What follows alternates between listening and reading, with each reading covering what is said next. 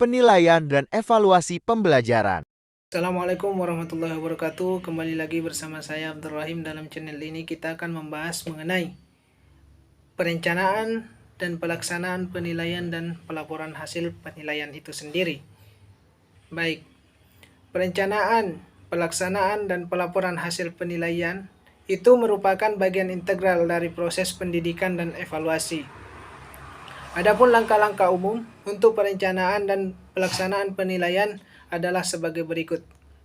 Pertama, kita akan membahas tentang perencanaan penilaian.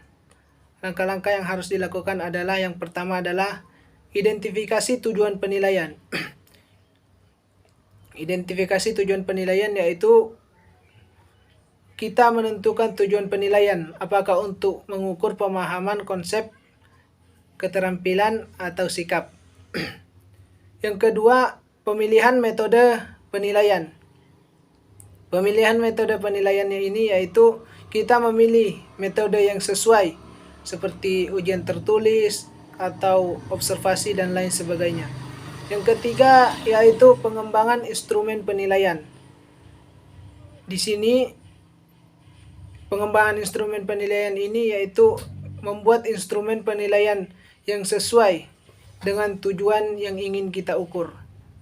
Yang keempat yaitu penjadwalan penilaian. Di sini yang bisa kita lakukan adalah yang pertama, menentukan jadwal penilaian yang memadai, memberikan cukup waktu bagi persiapan dan pelaksanaan. Nah, itu tadi adalah langkah-langkah perencanaan penilaian. Kemudian pelaksanaan penilaian.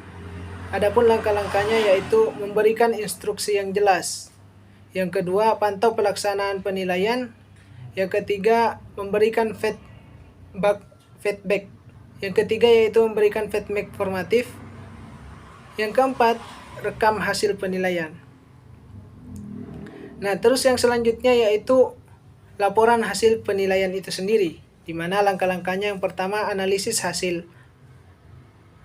Analisis hasil di sini yaitu untuk mendapatkan pemahaman yang lebih baik tentang pencapaian siswa.